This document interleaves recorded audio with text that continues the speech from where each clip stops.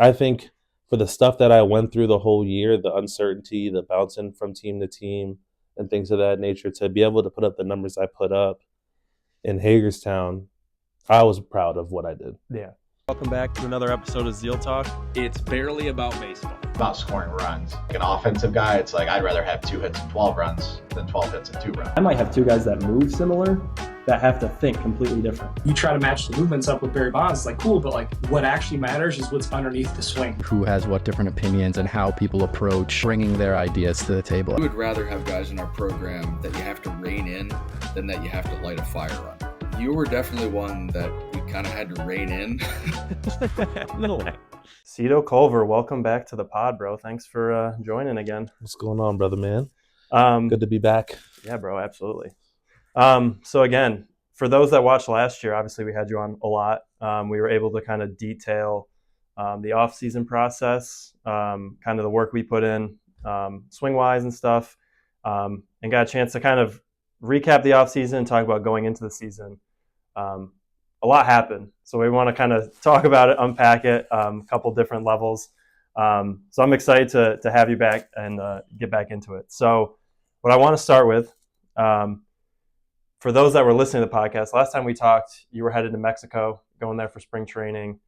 Couple bumps in the road even after that. Sure. But again, so I want you just to briefly recap the Mexico situation and then how that led into after that. And then we'll talk about till you got to Hagerstown. So go ahead and kind of unpack that a little bit. Yeah, so I had an opportunity to go to Mexico with the team in Mexico City, the Diablos Rojos, who ended up winning.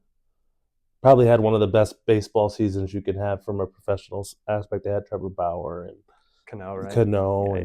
Cano won the batting title, and Bauer did unbelievable. And I think they lost like 15 games or something like that.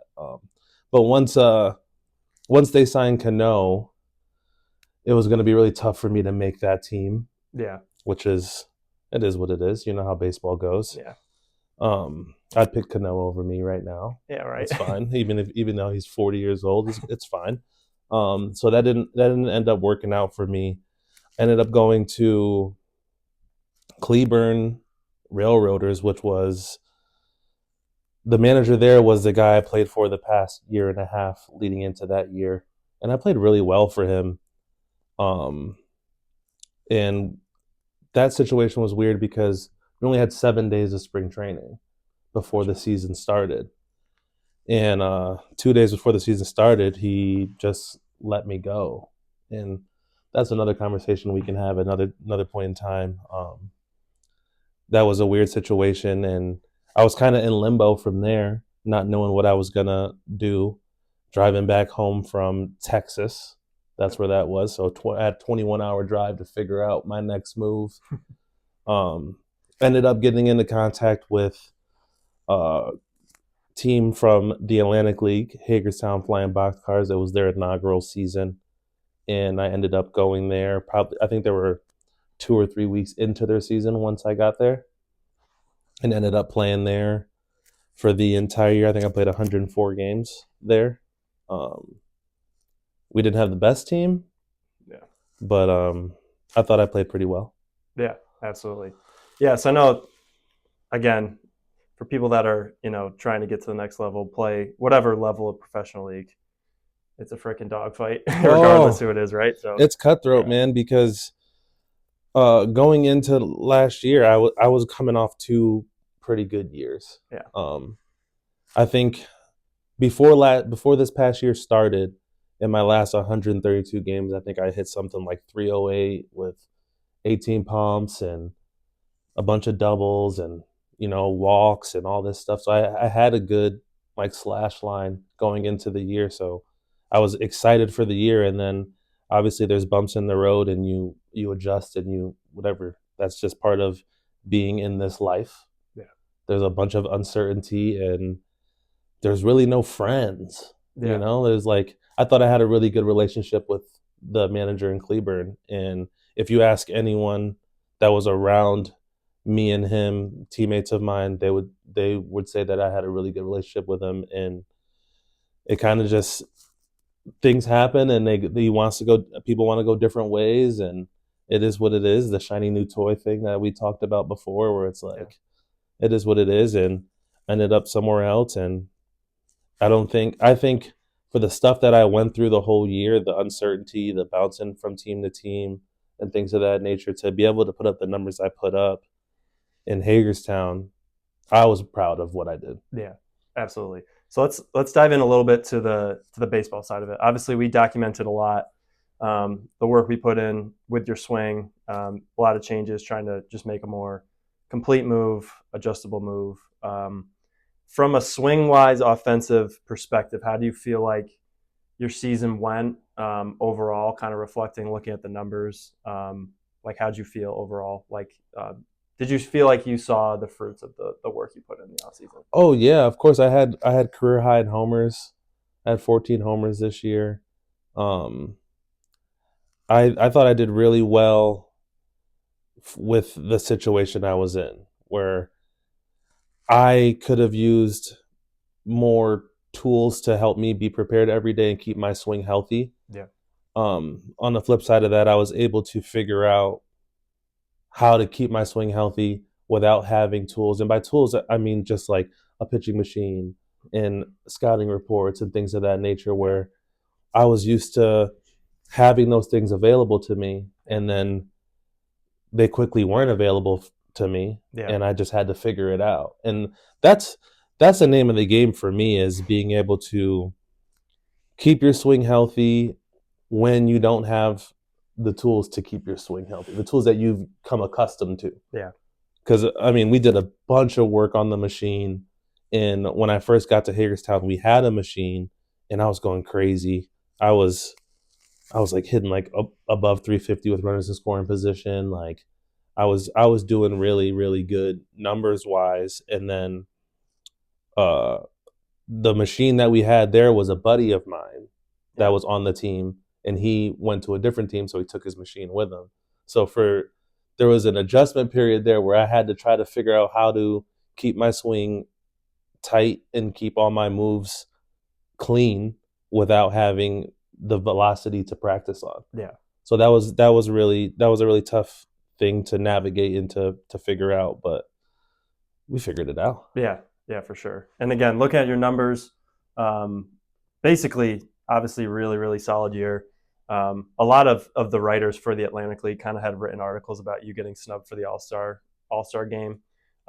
Your numbers were a little bit better than the player that made it. He had a good year, but yeah, again, you had, I think at the All-Star break, you were hitting like 372 with runners in scoring position, playing Gold Glove defense, mostly at second base, a little bit of third base. Yeah. Hitting one or two in the order pretty much the whole year. Yep. But yeah, no, from my perspective, it was cool to see. Obviously, we put a lot of work in. It was frustrating hearing some of the pitching machine stuff and not having all the tools, especially when you hear other guys in the league that have scouting reports. You understand, like, shapes of pitchers you're facing, all that stuff. You kind of feel like you're going in unprepared. So that's kind of annoying, but I think it also almost... I realized how important that stuff was. Yeah. Right? Where like in the past, because I would say that like I'm a mix between like old school and new school. Yeah. Right? Like I came up in that generation where like you just go out there and play and be good and whatever and figure it out. And then I've also gotten with you and have some like new school things that I need to keep my swing healthy, and I know that about myself.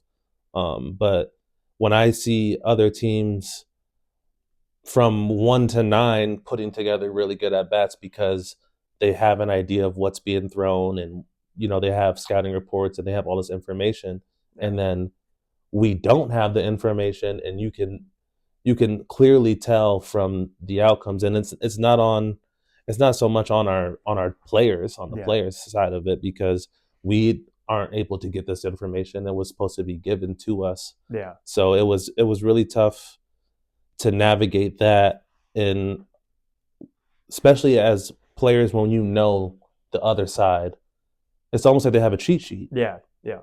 And you're like, they study, they get video sent to them about of our pitchers and things of that nature, and we didn't have. And it's a first year team, they're still trying to put it together and figure it out. But I think that we could have benefited a lot from getting that information, we could have been more competitive in that sense. Yeah, absolutely. And I feel like, if anything, kind of looking at it, I feel like it was I don't know if you want to say a good situation, but it was a situation where it almost, because you didn't have, the things to prepare, whether it was pitching machine, whether you didn't have things like scouting reports, it kind of put you in a position to kind of test all the work we put in the offseason, where it was like, hey, hopefully as we're kind of collaborating, adding new things, going more in depth, tweaking things, like we're creating that awareness of our swing, understanding what we need to use to get locked in. Obviously, it's a lot harder when you're just kind of relying on an arm for BP and T work and stuff. But I think if anything, it's kind of cool to see, like, hey, get thrown in the fire a little bit. Let's see if you can figure it out. And obviously, there's ups and downs. That's baseball, right? You're going to have weeks or months that aren't as good as others. But I think it was cool to see, obviously as we're having conversations throughout the year, like you understanding, like, hey, now that I see this clip, like I definitely feel like whatever, I'm losing my backside or I'm getting scoopy, whatever it is. Yeah. And that's like, okay, now we know we attack that issue in the off season. We know what the correction is for that. Now let's do that. So I think from my point of view, obviously it's frustrating, like from a player side, like just knowing you're going in kind of blind each game and just kind of having to see ball, hit ball. But also the other side of it from the development standpoint, it's like, hey, we put all this work in the off season. Now we got to kind of like test it. And it's more of the stuff, prep work, routine stuff where it's like, hey, let's make sure we can keep this in shape. Where for me now, I'm like, obviously we're having another offseason attacking it. You go to a situation, hopefully, where you have the video, you have the scouting reports. Now I'm like, you had offensively a pretty career year. Now it's like, hey, we could be even crazier, and kind of like sky's the limit once you add that other stuff in. And I feel that way too. Like I know that I battled and I competed and I put together a pretty good year without having the things that kind of put you over the top, right? Yeah. Where it's like you see guys that maybe not are as talented as you on other teams, but they're having really good at bats throughout a whole series, and you're sitting there and you're wondering like how, and then you realize like, oh well, he has a better idea of what's coming. He's more prepared. Yeah. Right. And that's prep, and that showed me how important preparation is, like outside of like mechanics and swing stuff, like knowing what you're gonna face. Yeah. Like the best series there was a stretch in our season where we played two teams, like a 3-game series against a team, a 3-game series against another team, and then we went back to playing the first team. Yeah. And then in 2 weeks in a row, basically. Yeah. And I would say that was probably like my best stretch because I faced the same arms and they were fresh in my head. Yeah. Right. So that's what scouting reports do, is they keep people fresh in your head. Yeah. So like if you played against, I don't know if anyone knows like how the Atlantic League is. Like there's not a ton of teams, so you play the same teams a bunch. But if you go from you play like the Long Island Ducks, and then you don't play them again for a month, you kind of forget how those pitchers attack because you're in the season, you're facing different teams. So like a scouting report will give you that refresh of like, oh, this is how he attacked me. Yeah. So now I have a plan of attack when I go up to bat against these guys. Yep. So like when that stretch I had, it was against York and Lancaster. We played York and Lancaster and then York and Lancaster. So we faced it was almost like the same rotations. Yeah. Throughout those 2 weeks, and I felt phenomenal. Yeah. And that just goes to me. That showed me that I was like, damn, if I were to like have these scouting reports and remember what these guys are doing, because through a season, like you're not going to remember every guy you face. It's almost impossible to do that. Yeah, and that's why people do have scouting reports, so that it can give you that refresher and make you remember, like bring you back to that situation. Like even if you see video on a guy, you're like, okay, this is how this breaks. I needed to start here for it to swing. You know what I mean? Yeah. So like that's what I realized how important that stuff is, and it's kind of shitty when you don't have it. Yeah. Yeah, exactly. Yeah, that's tough for sure. Yeah, I think, kind of looking forward, obviously we're going to have you on the pod a lot. We got a bunch of topics and stuff we're going to kind of dive into. I guess just kind of talk about what's next for you. Like what is your, plan in terms of league and playing going into next year? And then kind of like, what are you looking forward to kind of attack in the off season this year as we're kind of starting to on-ramp you to get back to swinging again? Yeah, so I'm just starting to get back into my off-season lifting program with you. We're going to start that and just trying to get my swing to a place where it's repeatable and I don't have these weeks where like I can't find feels in certain things. Yeah. So like putting together drill packages with you, revamping some stuff, trying to get my moves a little bit tighter and understanding where my body is in space and things of that nature. So that I'm looking forward to. I did sign with a team in Mexico. So super excited about that opportunity. Cancun. I think I'm going to be going in March, I believe, early March. But yeah, so just focus on that. I have the Baseball United thing at the end of February. Yeah, that's gonna be awesome. We're So gonna do a that's- full episode on that. Yeah, so that's exciting. There's a bunch of stuff that we got to talk about. So Oh yeah, absolutely. you got to tune in. Yeah, Tune right. So, it's like I said, if you're someone that has listened to a lot of the episodes, and it's been cool to kind of talk to different people that have really enjoyed the show and the conversations we had, the conversations with the other guests I had. Again, we were really able to document kind of the process last off season. So again, if you're listening to this, you haven't listened to the other episodes, you can go back and listen to all 21 of the episodes from season 1. A lot of cool guests, a lot of cool different topics that we discussed, and I'm excited for this year. Obviously, we got the new set for the podcast.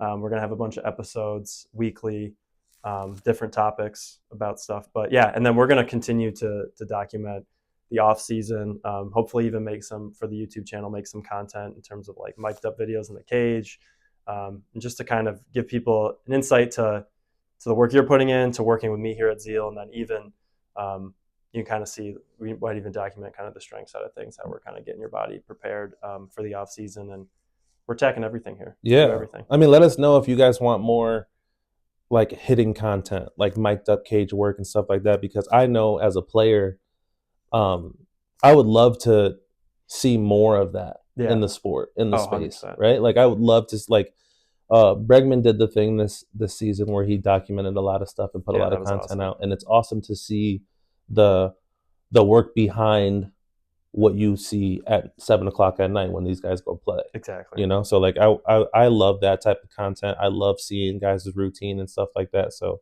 let us know in the comments if you want. Yeah. So again, yeah, if you're listening to this the first time, if you're watching on YouTube, like the video, subscribe to the channel. We're trying to grow that as we go. And then, yeah, if you're listening on Apple Podcasts, feel free to follow the show. Again, you'll get notifications when we post weekly, sometimes twice a week. But yeah, Cito, appreciate you hopping on as we do a little recap, and excited for the different conversations we're gonna have moving forward. Of course. Yeah, we'll catch you guys on the next episode. Zeal Talk, baby.